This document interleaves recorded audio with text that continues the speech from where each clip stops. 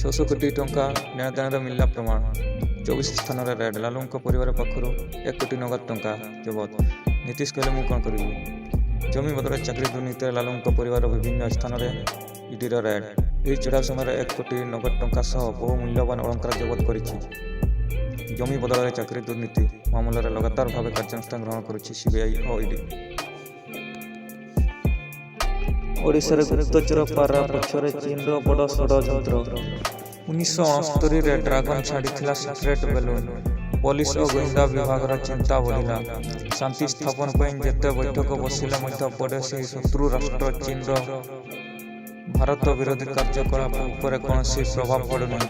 ଦଶନ୍ଧି ଧରି ଡ୍ରାଗନ ଭାରତ ବିରୋଧୀ ଗୁପ୍ତ ଷଡ଼ଯନ୍ତ୍ର ରଚି ଚାଲିଛି। ଗତ କିଛି ବର୍ଷ ମଧ୍ୟରେ ଭାରତ କେବଳ ଏସିଆ ନୁହେଁ ବିଶ୍ୱର ଏକ ପ୍ରମୁଖ ଦେଶ ଭାବେ ଉଭା ହୋଇଛି। ନିର୍ବାଚନ ପୂର୍ବରୁ ଆଦିବାସୀଙ୍କ ପାଇଁ ସରକାରଙ୍କ 500 କୋଟିର ବ୍ୟୟ ବରାଦ। ସାଧାରଣ ନିର୍ବାଚନକୁ ପାଖାପାଖି ବର୍ଷେ ବାକି ଥିବା ବେଳେ ରାଜ୍ୟ ସରକାର ଏକ ନୂଆ ଯୋଜନା ଆଣିଛନ୍ତି। ଏହାର ନାମ ରହିଛି ମୁଖ୍ୟମନ୍ତ୍ରୀ ଜନ ଜ୍ୟୋତି ଜୀବିକା ମିଶନ ଫର 2023-2024। ଏଥିପାଇଁ 500 କୋଟି ଟଙ୍କା ବ୍ୟୟ ବରାଦ କରାଯାଇଛି। ଆସିଷ୍ଟାଣ୍ଟ ପ୍ରଫେସର ପାଇଁ ପିଏଚ୍ଡି ବାଧ୍ୟତାମୂଳକ ନୁହେଁ। ୟୁଜିସିର ନୂଆ ନିୟମ। ବିଶ୍ୱବିଦ୍ୟାଳୟ ଓ କଲେଜର ଆସିଷ୍ଟାଣ୍ଟ ପ୍ରଫେସର ପୋଷ୍ଟ ପାଇଁ ପିଏଚ୍ଡି ବାଧ୍ୟତାମୂଳକ ହେବ ନାହିଁ। ଦେଶର ଶିକ୍ଷା ବ୍ୟବସ୍ଥା ଓ ଛାତ୍ରଛାତ୍ରୀଙ୍କ ଉନ୍ନତ ଭବିଷ୍ୟତ ଗଠନ ପାଇଁ ବିଶ୍ୱବିଦ୍ୟାଳୟ ଅନୁଦାନ ଆୟୋଗ ୟୁଜିସି ପକ୍ଷରୁ ସର୍ବଦା ନୂଆ ପଦକ୍ଷେପ ଗ୍ରହଣ କରାଯାଇଥାଏ। ତେବେ ନିକଟରେ ୟୁଜିସି ପକ୍ଷରୁ ଏକ ନୂଆ ନିୟମ ଲାଗୁ କରାଯାଇଛି। ବଦଳିଲା ଗୋପାଳର ଠିକଣା। ଜଉଦା ସର୍କଲ ଜେଲକୁ ଆସିଲା ଗୋପାଳ।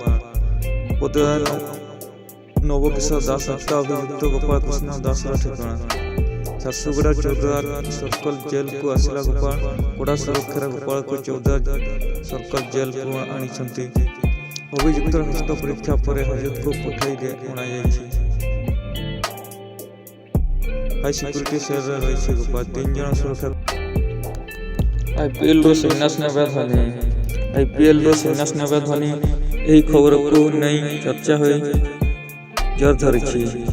ତେବେ 2023 ପରେ ଇଣ୍ଡିଆନ୍ ପ୍ରିମିୟର ଲିଗ୍ ଆଇପିଏଲରୁ ଚେନ୍ନାଇ ସୁପର କିଙ୍ଗସ୍ ଦଳର ଅଧିନାୟକ ମହେନ୍ଦ୍ର ସିଂହ ଧୋନି ଖେଳାଳି ଭାବେ ସନ୍ନ୍ୟାସ ନେବା ସମ୍ଭାବନା ରହିଛି।